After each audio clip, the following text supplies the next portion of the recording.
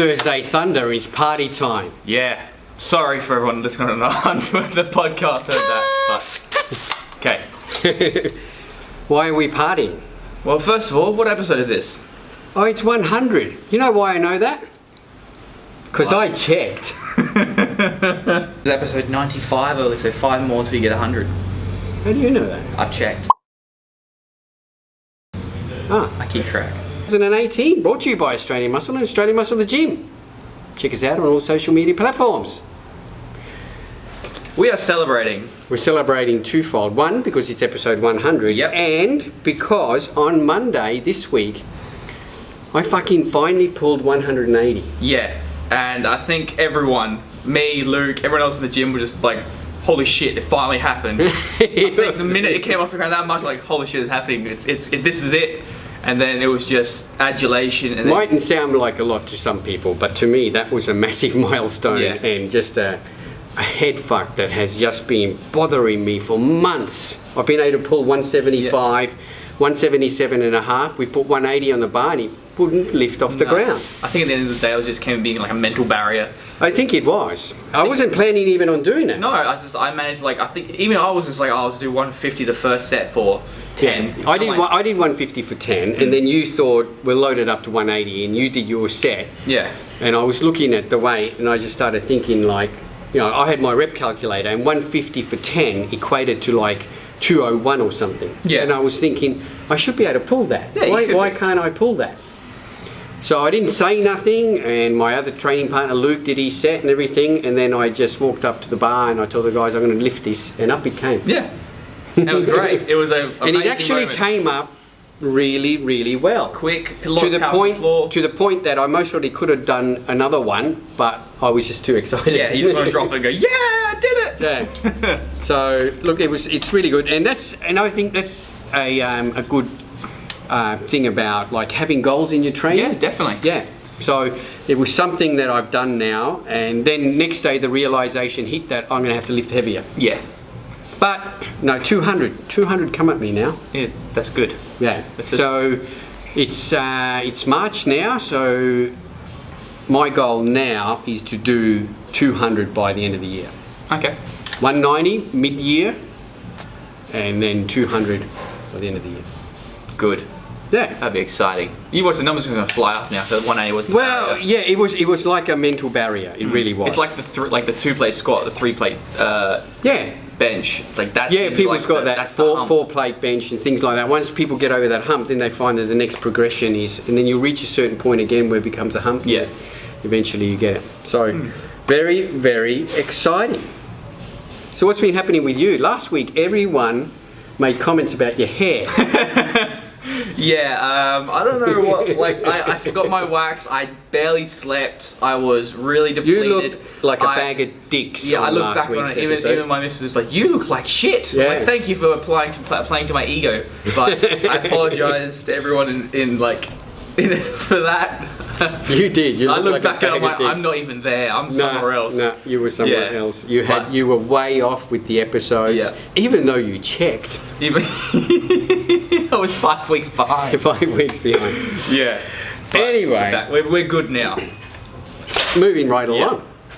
How good's it been here at the gym? It's been great. We've picked up a lot of members, so to all the new members, welcome. Mm-hmm. And a reason for that is there's been an unfortunate closure of some gyms around. Yeah, a lot of gyms around the area have been closing down. Yeah, but I was talking to a guy yesterday who works in the gym maintenance industry. Mm-hmm. And it's not just around this area, there's lots of gyms closing down. Yeah, but why would they be, I wonder?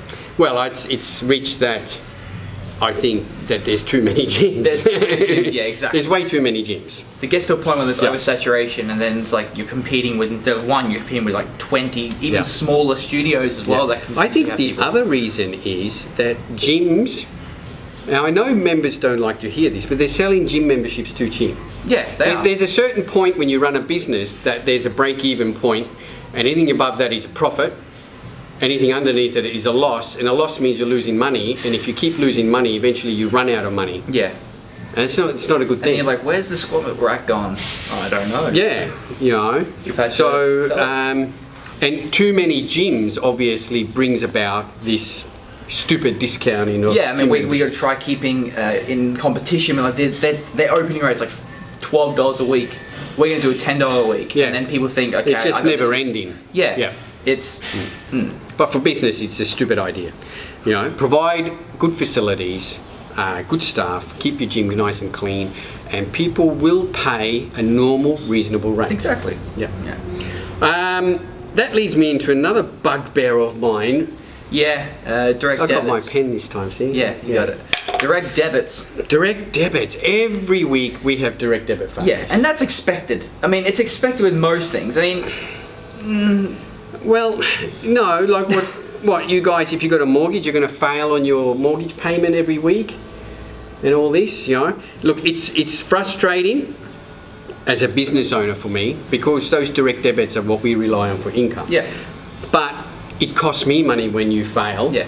Even though the banks will put on a charge, it costs you extra money because they put on a charge, but they charge me as well Exactly. for that failed debit. They charge you a failure fee and then... But the main thing is what you guys don't realise, that you might think, oh yeah, you know, it's $30 a fortnight, you know, it doesn't matter, you know, I'll make it up later. But every time if you do a failure on a direct debit, doesn't matter what it is, if you've got a direct debit on your phone, on your gym or whatever, every time you put a failure on a direct debit, the bank makes a note of it. It goes into this little credit rating thing Like that a they talk catalogue about. in a way. Like Well, a it magazine. does. It goes against your name.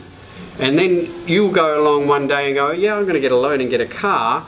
And the bank goes, well, no, we're not going to give you a loan because you couldn't even afford to keep up your gym membership payments. See, I didn't know that. Like when I used to work for other gym chains, which we won't talk about, one of my jobs was to put people to debt collectors when they went way too far over, and that's what I was told that affects their credit rating. Well, that does too. Yeah. But the bank, it's as simple as you just missing out on a payment, the banks make a note of all of it. Yeah, I didn't know that. Yeah. So when you brought it up, I'm like, that was actually really interesting. That's right. So it can affect you in your future. So, you know, yeah, $30 a fortnight. Like keep that money in your account. You know. you barely Anyway, see it. it's a frustrating aspect, you know. And when we have a week where there's no direct debits, guess what? We take these things out and we go.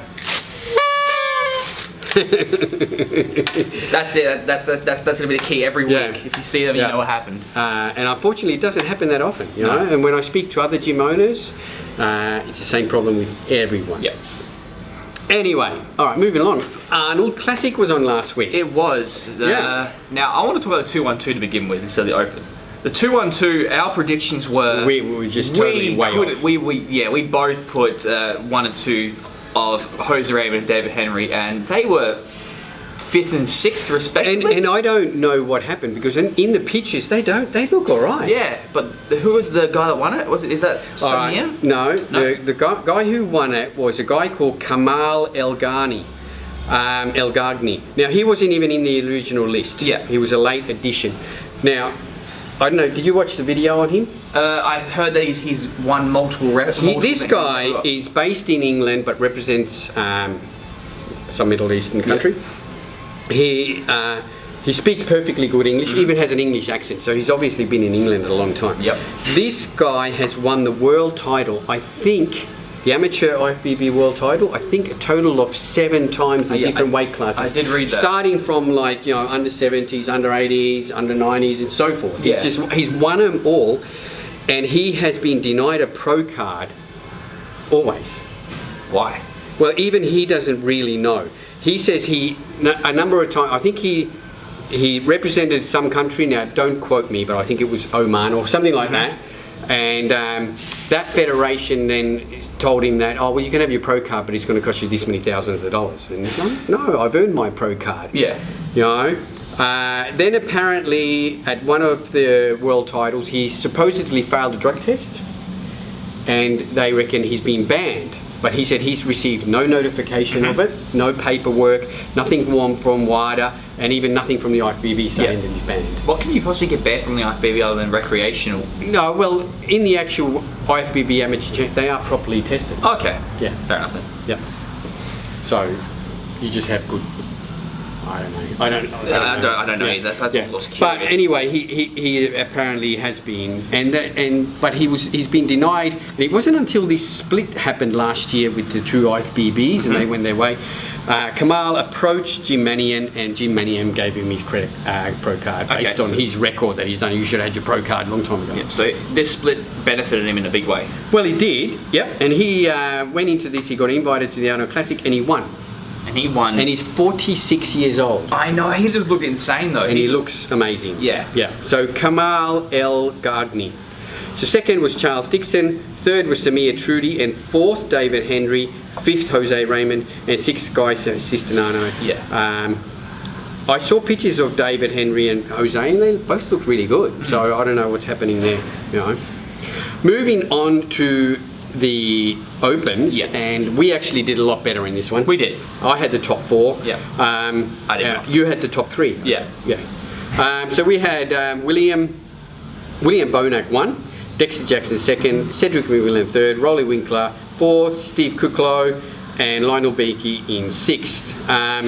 It was really close between William and Dexter. Yep. Dexter looked really good, but he looked to me a little bit off. Yeah, he did. So he can improve leading up to the Australia, whereas William really just needs to try and maintain his condition. Yeah. Because he was spot on. The thing about being on top is you can only go down. Exactly right. Yeah. But I think Dexter has got room to improve. And Dexter apparently has the history of that. He travels really well. That he comes off a plane looking dry and crispy. So yeah. So well done to all of those. Rolly, I think he's just obsessed with getting too big. Yeah, he looks like he's eating the other people. Like he looks. He looked like struggling to breathe big, and he even I watched some of the posing, and he struggled to hold a pose. Yeah, and he did look nowhere near as good as the magic mirror in Kuwait. That mirror in Kuwait has got magic properties. Yeah, it probably adds like 10 pounds and decreases body fat by 4%. Exactly like that. Dennis James made his comeback and finished in 12th out of 30. And look, Dennis looked good. He was in great condition. His legs were really good. His upper body was just nowhere near and he just needs to put that size. And what he's done in less than a year has been phenomenal. If he goes for another year, at this rate, I think he can get back. But he just needs more time. Okay. No. So that was it. So we did all right in the Opens. Yeah, we did really, really crap in the 212s. At the Australias, we'll probably have a better prediction of the 212s as well. There's no 212s at Australia. Open will do better. So next week we'll do, that'll be the Arnold Classic weekend, we'll do the predictions for the Arnold Australia, but I mean you can really see that all of those, pretty well that top 6 is coming, so, but the flight can do big damage. Yep. Alright, so the Arnold Classic amateur qualifiers are on this weekend again, so we've got Victoria on Saturday and Western Australia on Sunday. So this is the last amateur qualifiers. We've got our gym member, Stephen, is going to Victoria. Yep, he is. Good luck to Stephen. I don't know of anybody else in Adelaide. There most probably is, but not that I've heard of. Yeah, it's been very, very quiet. Yep. Interesting, and I think we mentioned this a couple of weeks ago too, about Jake Nicolopoulos.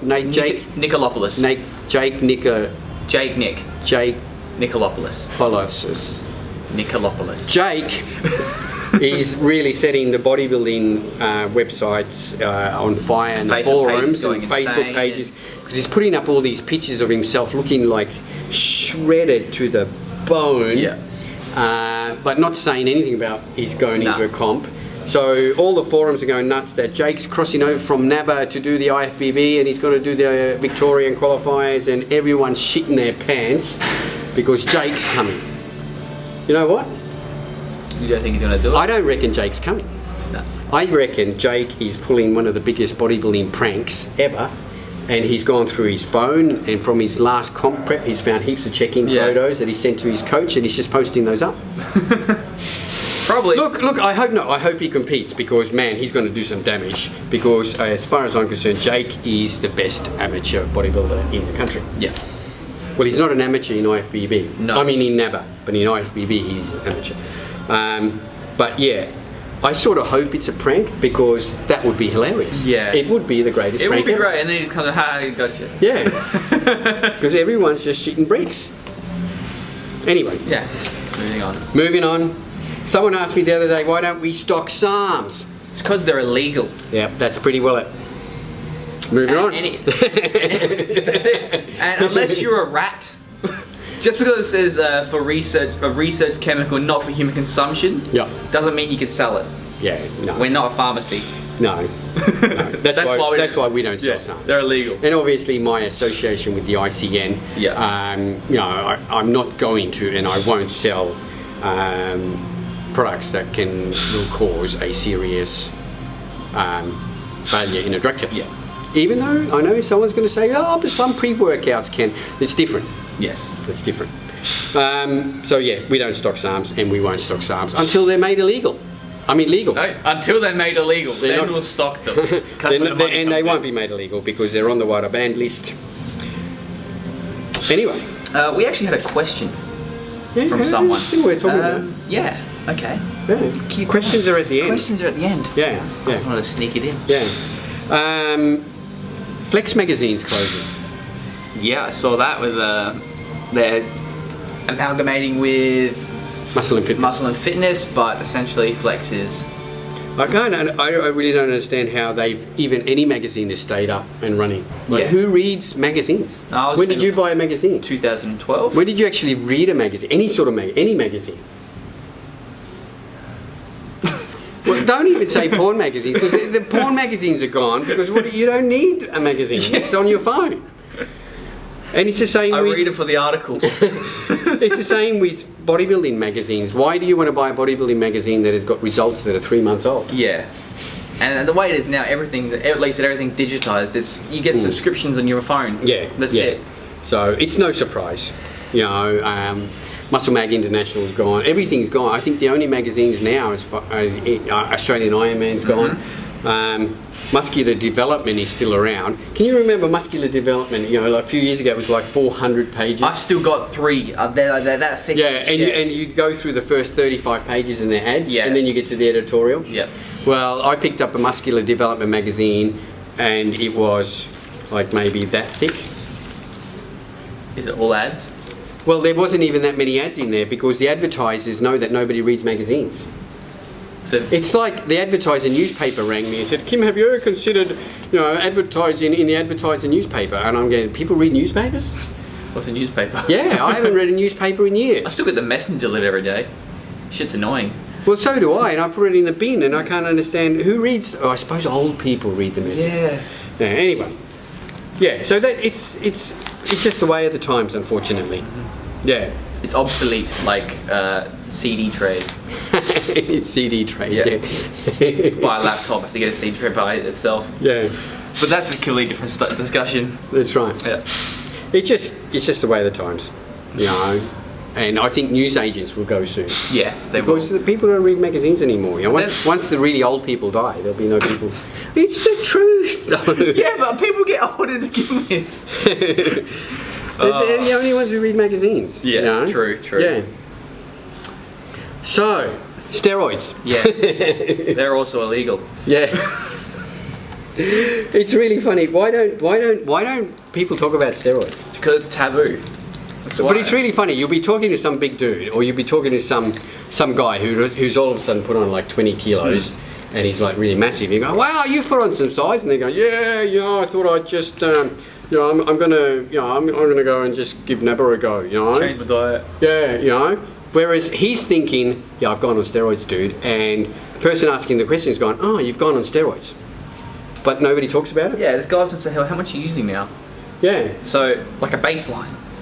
People want you. It's really funny. I really find it funny. We're both thinking steroids, and nobody's saying anything. Yeah. Oh, right, okay. You look really good. Your diet must be spot on. Yeah. Well, it has to be, because we know some people who are using it and don't look. Oh good. yeah. Let's go. My thing is just nobody talks about steroids. Yeah, when we all know you're on steroids. You know, and I can imagine if there are a whole bunch of guys using steroids, when they get together, all they talk about is their cycles. Yeah. Yeah, which is fair enough. But then in any other environment, I'm just eating really well. It's a little bit one of those things where the whole bunch of like massive guys are sitting around the table, and one normal guy walks in, it's just dead silent. They're like, yeah, I'm using this. Yeah. And it's wait till he walks. And then when out. that guy walks away, everyone goes, oh yeah, he's gone on steroids, he's gone on the gear, hasn't he? Yeah, you know. Yeah. It's actually quite hilarious. It is. Yeah. Questions? Yeah, we had a question. We had two questions. We had 2 questions. Yep. All right. The first question, I forgot the gentleman's name, but he asked, what is a good way to break up your training if you've been training heavy and high intensity for a long period of time? Is it good to take a week off or go lightweight or just do cardio and just have a rest week? Yeah. Well, there has been a lot of studies to having a rest week of getting your body to reset. That doesn't really work for a lot of people. I mean, I know for myself, I can't take a week off because I feel like I'm dying. I'm the same. Yeah. If I have too much time off, man, it takes so long to get back. So I keep training just to stay in it. Yeah, you know? I do like our program now how it's like a couple of days on, 1 day off, 2 days on, 2 days off. So I think it's good to give your body that adequate rest in between. Yep. If you're constantly doing, you know, 1 day after another, it's a constant hit in your... I don't think you should train more than 2 days in a row without a break. Yeah. I mean, I used to train 2 times a day, 6 days a week. Yeah, and we had a couple of programs where we had 3 days on, remember? And at the third day, you were like, buggered. Yeah. So I want a rest day. Yeah, exactly right. Look, years ago, I had the same issue. I went into the gym, picked up a weight, and I said, I don't want to do this anymore, and I left. And I didn't come back for 3 months, but I ran. I think I've told you this story before. I ran, so I started running, I did the City Bay, and when I crossed the finish line of the City Bay, I said, I don't want to do this, I'm never running again, and I went back in the gym. This is so much more fun. Yeah. So, look, I think have a week off, but don't have any more than a week off. Yeah. Because you're going to struggle to get back into it. Either that or then change your... A lot of times it can be that you just need to change your program around. Your program's you're actually bored with your program. You're not getting results, not moving along. You and I, we're really a big believer in progressive overload, trying to improve. So change your training around. Set yourself a goal, like deadlifting 180. Yeah. Back to that one again. That's right. Or whatever, you know, set yourself a goal. Another good thing to do is to get one of those apps. What's that app that you've got? 1RM. 1RM, yeah. Now these apps, what they do is you put in the weight you did and the amount of reps, and it gives you a calculated 1RM. Yeah, like a projected 1 rep maximum. Yeah. So for instance, you know, 150 for 10 for me came up at like 201 or something. So, and on my app, my personal best as a calculated 1RM is 207. So for me to do 207, I would have had to do 150 for 13, only 3 more. Yeah. But I mean, the 10 killed me anyway. Yeah. But what I'm saying is that if you start using one of these apps, put in your calculations for bench press, your big lifts, your bench press, you know, your deadlifts, your squat, your leg press, etc., and use those to motivate you. Yeah, like say you don't have to do 1 reps. No. But that calculator will work out if you do really light 200 kilos, it'll say I need to do 55 reps. Yeah, and that calculates beats your last one. And technically, that that's right. That's stronger. Exactly than the right. last lift. So they can be a good thing just to give you something different to focus on your training. And it's a good change. It's a bit of fun. Like it scares you. Like every lift. Like if I walk up to like doing a deadlift, just like 180, and my calculated best is 306. Yeah. And at 180, I have to do 22. Yeah. So and that's terrifying. Like, but you have that. Okay, if I get that, if I can beat that just by like 1 or even like equal it, I'm as strong as that's the best I've ever done. That's right. If you beat it, you're stronger. Yep. But even if you can't beat it, you know that's probably a best in a while for yourself. So it's a good way to measure it, but make sure you keep track. Yeah. So maybe have a week off and then set these goals into your app. You just got it off just the Play Store. Yeah, and it's free? It's free, yeah. There you go. Yeah. And I think, you know, obviously even for $4.99, I've had a look, there's others that you can download that have even more comprehensive. Yeah. But they're a good way to track your training and give you some sort of goals in the gym. It always amazes me, even here at the gym, we see people coming in, we ask them, so what are you training tonight? And they walk in and go, I don't know. I think I'll do some chest and... Yeah. We know what we're going to do. I know what I'm going to do next week. Yeah. On Wednesday. Yeah. You know, like I know. Because I've got everything planned, you know. I know what I'm going to do today in the gym. I know the exercises and I know the reps and everything that I'm going to try and aim for. Yeah. So I think once you do that and once you're in track and in control of your training, I don't think it ever gets to the point where it's boring or mundane or I need a break. Yeah, I just feel if you get stagnant, change your routine. Yeah. It's the best way to put it. That's right. But yeah. I think so. Maybe have a few days off and then change it. Yeah. The other question we had was an interesting one. Yeah. And I know that was Ryan who asked that. Ryan. And he asked that, is there any way to track electrolytes apart from a blood test? Now, I replied back to Ryan and I said, why would you want to do that? Like, I've never heard of anyone doing that. No, it's unusual. It's an unusual one, but a question all the same.